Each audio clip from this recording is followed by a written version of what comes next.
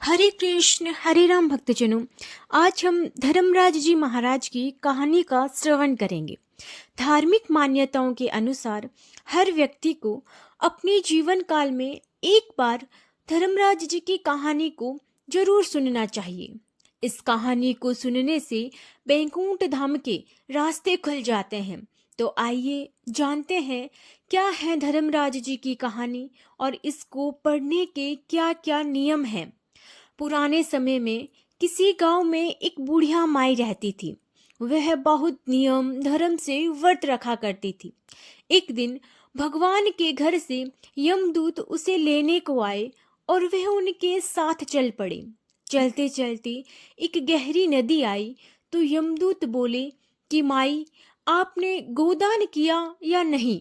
बुढ़िया ने उनकी बात सुनकर मन में श्रद्धा से गाय का ध्यान किया तो वह उनके समक्ष आ गई और बुढ़िया उस गाय की पूंछ को पकड़कर नदी पार कर गई। वह यमदूतों के साथ फिर आगे बढ़ी तो काले कुत्ते आ गए। यमदूत फिर से बोले कि कुत्तों को खाना दिया या नहीं। बुढ़िया ने मन में कुत्तों का ध्यान किया तो वे रास्ते से चले गए।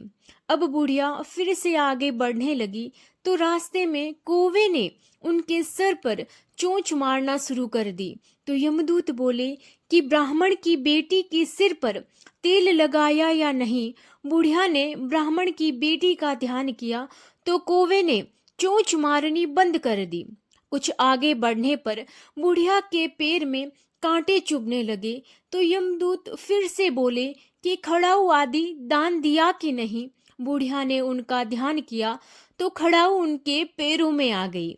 बुढ़िया फिर से आगे बढ़ी तो चित्रगुप्त जी ने यमराज से कहा कि आप किसे लेकर आए हो। यमराज जी बोले कि बुढ़िया ने दान पौन तो बहुत किए हैं लेकिन धर्मराज जी का कुछ नहीं किया, इसीलिए आगे द्वार इनके लिए बंद है। सारी बात सुनने के बाद बुढ़िया बोली कि आप मुझे सिर्फ 7 दिन का समय दीजिए और वापस धरती पर भेज दो। मैं धर्मराज जी का व्रत और उद्यापन करके वापस आ जाऊंगी। बुढ़िया माई वापस धरती पर अपने गांव आ गई और गांव वालों ने उसे भूतनी समझकर अपने दरवाजे बंद कर दिए। वह जब अपने घर गई तो उसके बहू बेटे भी दरवाजे बंद करके बैठ गई। बुढ़िया ने कहा कि मैं भूतनी नहीं हूँ, मैं तो धर्मराज जी की आज्ञा से वापस धरती पर 7 दिन के लिए आई हूँ। इन 7 दिनों में मैं धर्मराज जी का व्रत और उद्यापन करूंगी जिससे मुझे परलोक में जगह मिलेगी। बुढ़िया की बातों से आश्वस्त होकर बहू बेटे उसके लिए पूजा की सारी सामग्री एकत्रित करते हैं।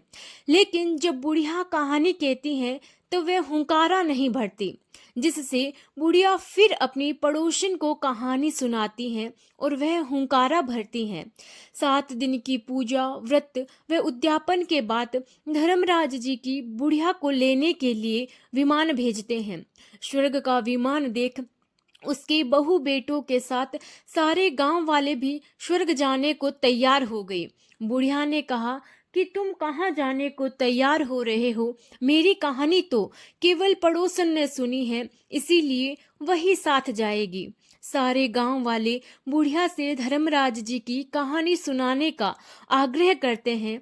तब बुढ़िया उन्हें कहानी सुना देती हैं। कहानी सुनने के बाद सारे ग्रामवासी विमान में बैठकर स्वर्ग जाते हैं तो धर्मराज जी कहते हैं, मैंने तो विमान केवल बुढ़िया को लाने के लिए भेजा था।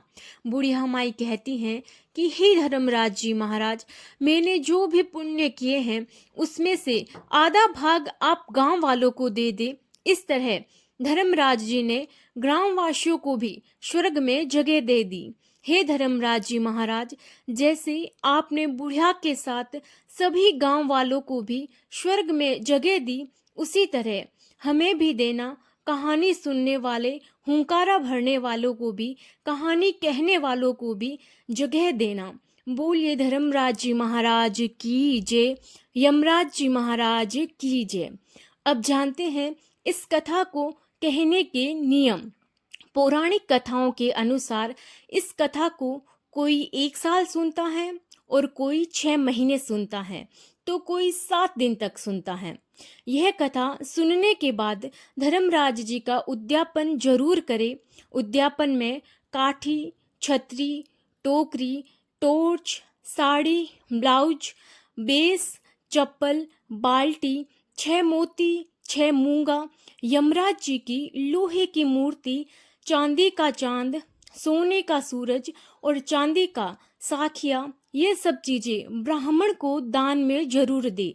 और ध्यान रखे कि प्रतिदिन चावल का साखिया बनाकर ही कहानी सुने। बोलिए धर्मराज जी महाराज की जय। हरि शरणम हरे कृष्ण हरे राम।